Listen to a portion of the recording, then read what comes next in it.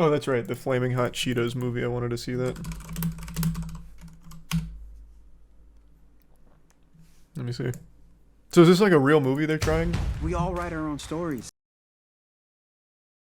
The story this movie's based on isn't even true. Frito-Lay came out and told the actual story when he tried to write a book on it.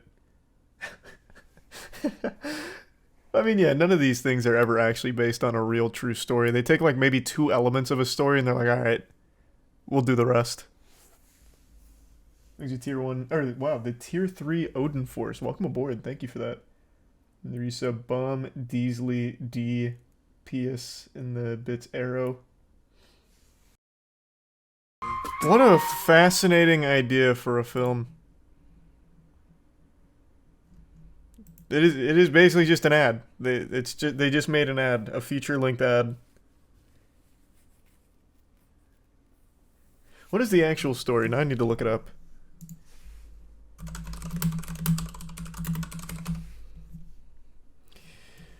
Richard Montanez didn't actually invent Flamin' Hot Cheetos. This is from 2021.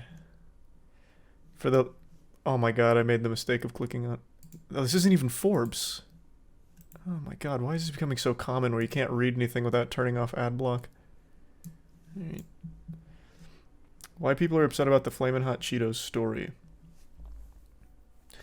A Mexican-American janitor working at Frito-Lay factory in California in the late 1880s had an idea for a new chip flavor, neon orange dusted Cheetos but spicy.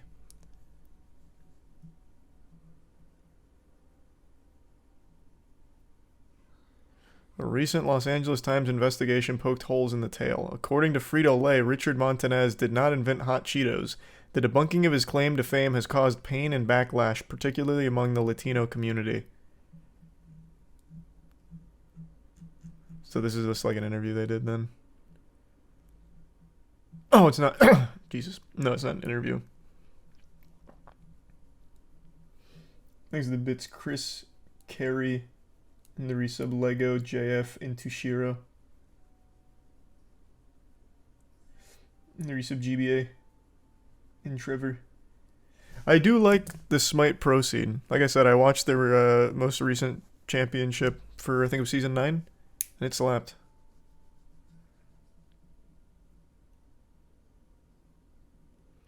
It was actually invented by a woman, and this is not something that people just are, talking to talk. Frito-Lay then launched its own investigation in 2018, an internal investigation, again, talking to their own folks. And they told Sam Dean that at the end of everything, the idea that Richard Montanez was the sole inventor of Flamin' Hot Cheetos is, their words, an urban legend.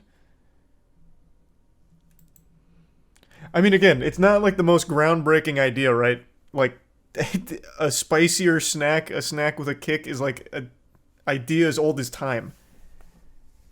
It's not exactly like groundbreaking stuff.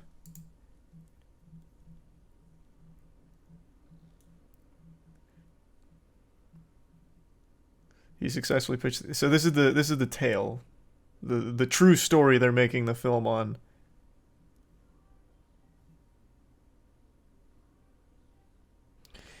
Showing how Flamin' Hot snacks were already on the market by the time Montanez pitched his snack idea. Montanez has changed his story over the year, and how those involved with the Flamin' Hot line's development are baffled as to how Montanez claimed it was his idea.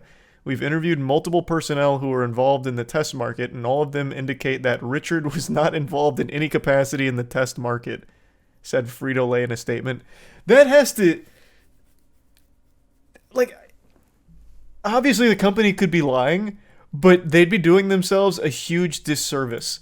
Because it's such a feel-good story, they could absolutely just pretend that the janitor did invent this flavor. Like 100%. And they'd be able to ride the fuck out of that. That'd be huge marketing. So they must really just not like lying. Or their investigation, is all somehow fraudulent and a scam.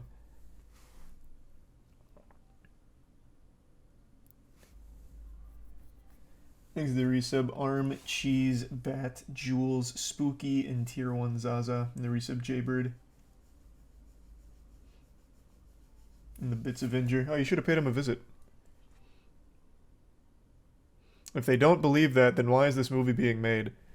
Good question. Yeah, that's very interesting, because surely Cheeto or Frito-Lay would have had to have signed off on the film.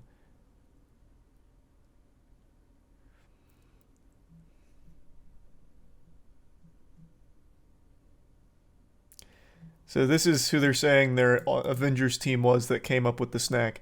Fred Lindsay, salesman in Chicago who saw spicy snacks taking off and wanted Frito-Lay to compete.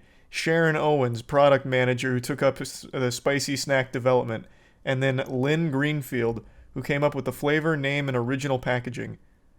And the snacks hit test markets in 1990, 2 years before Montanez says he pitched his products in 92.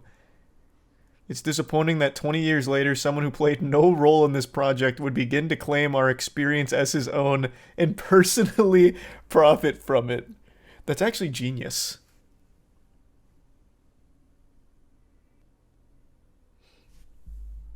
Does the new Outlast come out tomorrow? Don't tell me that. I wanted to max my RuneScape account tomorrow.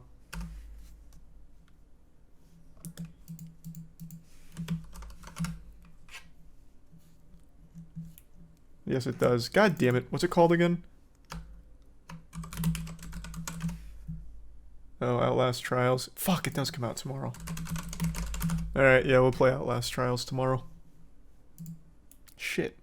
Max RuneScape the following day, then. That is a really good question, though. How is this movie being made, then, if Frito-Lay openly disputes it and calls Richard a liar?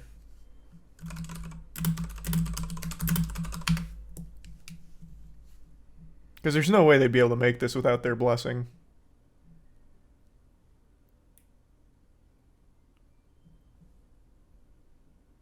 Just for the free publicity? I guess, yeah. They didn't sign off on it, they didn't need to. But this is peddled as a biography. Don't you need to, like, at least somewhat ensure... Well, okay. Netflix just released Cleopatra, which is not even close to accurate. I was going to say, don't you need to, like, have the people or orgs involved in a biography to sign off and confirm the legitimacy of the information, but that's naive. Thanks for the resub, Darcinian. How can they just use their brand without paying? True, yeah, you can't... Yeah, another good point. Because they do just openly have Frito-Lay and everything here. And you can't just use a brand in a movie like this without paying the license. And Tier 1 stone. Charlie, your comic God Slap was leaked free? Yeah, I know. That was always going to happen, that's fine.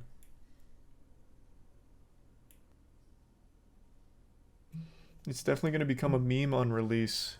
I mean, I doubt it. I don't think it's going to do very well at all in general.